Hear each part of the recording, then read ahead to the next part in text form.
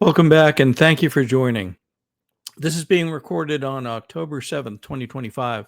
Today has seen some remarkable developments. We're going to take you through those now.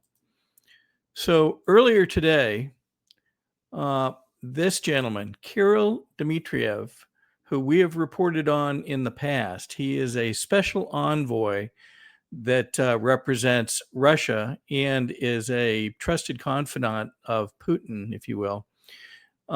Discloses that a breaking report, the CIA has just declassified documents which reveal that then Vice President Biden intervened to suppress an internal report exposing alleged corruption by his family in Ukraine and reportedly pressured to remove a Ukrainian official who had uncovered this wrongdoing. He then points to the disclosure from CIA Director John Ratcliffe, and Ratcliffe announces that today I declassified CIA intelligence regarding Ukraine after determining it is in the public interest. And he gives the link to that. We're going to show you some excerpts from those documents in just a moment. Just as a reminder, Kirill Dmitriev, we did check to make sure that he is who he claims to be. And indeed, he is a special envoy for the president of Russia for investment in economic cooperation and has been here to the U.S. to collaborate with U.S. officials in past months to make some of the progress that we've seen. Then Mr. Dmitriev at 1 p.m. today posts the following. Biden provoked the war in Ukraine to cover up his family's corruption. The truth is coming out and justice must follow. And he points to his previous post that was done just after noon. Benny Johnson, a noted Washington correspondent and one of the ones who tracks both White House developments and national developments, then reflected the same release. And here you can see a post from him that came out at 10 a.m. this morning. An email from former DNI James Clapper notes that Vice President Biden requested the intelligence report on these concerns not be disseminated. So this is part of what John Ratcliffe released, and Benny Johnson is amplifying it. Here's Benny's note. Newly declassified records revealed that Ukrainian officials viewed the Biden family's business dealings as evidence of a double standard within the United States government towards matters of corruption and political power. And then he goes on to note the email from James Clapper. Let's take a look at this. So here are the excerpts from the documents that Benny Johnson notes. Especially interesting is that second, the lower one. It says, good morning. I just spoke with VP NSA, and he would strongly prefer the report not be disseminated. So this is James Clapper speaking of a conversation that he had with Biden. You may recall that Biden took the steps of bragging, actually, about conversations that he had, which put pressure on officials to remove one, Mr. Poroshenko, who was investigating the dealings of several companies, but that included his son and others, Hunter Biden. Let's listen to his comments. I mean, I'll give you one concrete example. I was, not but it just happened to be that was the assignment I got. I got all the good ones. So I got Ukraine. And I remember going over convincing our team, or others too, convincing us that we should be providing for loan guarantees. And I went over, I guess, the 12th, 13th time to Kyiv, and I was supposed to announce that there was another $1 billion loan guarantee. And I had gotten a commitment from Poroshenko and from Yatsenyuk that they would take action against the state prosecutor, and they didn't. So they said they were walking out to press conference. I said, no, I'm not going to, we're not going to give you the $1 billion. They said, you have no authority. You're not the president. The president said. I said, call him. I said, I'm telling you, you're not getting $1 billion.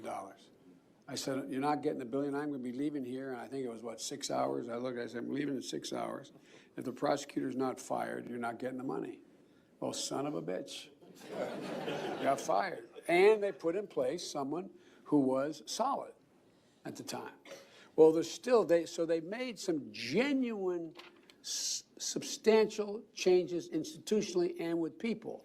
But in one of the three institutions, there's now some backsliding. The courts? Yes. And they had made that commitment that they wouldn't do that.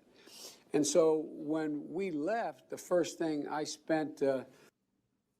So you just heard Joe Biden admit that he put $1 billion of loan guarantees in question if they did not fire the prosecutor that was investigating the dealings of, among other people, Hunter Biden. So before we get to the notes on the right-hand side of the screen, let's go back and look at Mr. Dmitriev's next post. This came out at 1:28 p.m. this afternoon. He refers to Drop 4822 was published on this date. In other words, October 7th, exactly 5 years ago, 2020. So October 7th, 2020. What does he mean by a drop? Well, he's referring to a Q drop. And here it is. Drop number 4822, posted on October 7th, 2020. Remember that date. We're going to come back to it. In that drop, it says, what happens if Biden became POTUS, knowing he, through Hunter +1, took massive amounts of bribes to change, look the other way, in parentheses, U.S. policy towards Ukraine, and then in parentheses, in favor of Ukraine? Would Ukraine own and control the White House? And it's signed Q. This is one of the infamous Q posts, if you will. Here is a place that if you haven't found it already, you can actually look for the Q posts that are referenced, because there seemed to be a number being referenced recently. www.qagg.news. And in that, you'll be able to go in and look up posts by the post number. You can look for certain sequences of words and other things. In this, we've just looked up post 4822, and you can see that it appears in the lower left-hand corner. So again, that's what we just read to you. Let's go back to the dates for just a minute. Isn't it interesting that the post that Mr. Dmitriev is referencing came out on October 7th, 2020, and questions what would happen to the status of the White House if Biden became POTUS. That post was brought out on October 7th, 2020, 27 days before the 2020 presidential election, which occurred on November 3rd, 2020. You can see the data on the 2020 election on the right-hand side. And indeed, according to the results, the public results of that election, Biden won. But throughout and ever since, Trump has maintained that election was in question and rigged. Let's go back here. Mr. Dmitriev also on October 7th, 5 days ago, posted this. What if China, Russia, and others are coordinating with POTUS to eliminate the NWO, the New World Order? Who controls NK? Who really controls NK? Fascinating question. In addition, on October 31st, same Mr. Dmitriev, Kirill Dmitriev, posted this in response to a post from the president himself. And it reads, the world will soon understand nothing can stop what is coming. Where does that phrase, nothing can stop what is coming, where does it come from? Well, once again, it is repeated a number of times in Q posts throughout 2017 through 2020. What happened with Ukraine subsequent to Biden's election? Well, it is very interesting that so much in terms of funding was pushed and then ultimately approved to the point where, in at least one occasion, when nearly $100 million was in question, the Congress took a vote to provide more funding to Ukraine. And when it passed, here's what happened. On this vote, the ayes are 311 and the nays are 112. The bill is passed. The House will be in order. The chair would remind my colleagues to observe proper decorum. Flag waving on the floor is not appropriate. The House will be in order. Сьогодні ми отримали рішення, якого очікували, про пакет американської підтримки, за яке так ми боролися, і дуже вагомий пакет, який відчують і наші воїни на передовій, наші міста і села, які потерпають від російського терору. So, yes, you saw flags being waved on the floor for Ukraine. When was the last time that you saw flags being waved in response to a vote?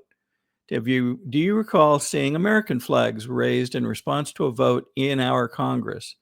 And indeed, the reporting was this: U.S. lawmakers rebuked for waving Ukrainian flags as aid bill is passed. Unbelievable. Why would this happen? And how does it relate to what Mr. Dmitriev is calling out here? Let's take one last look at this particular page. I mean, I'll give you one concrete. We'll pause this for a minute. So there's the Q post at the top that Mr. Dmitriev is calling out. There is his post done at 1:28 p.m. this afternoon, calling out that post and noting that it was exactly 5 years ago today. How does this fit? What does it mean? Like many other things that we've seen recently, we don't know yet. But we would advise, stay tuned. Where we go one, we go all.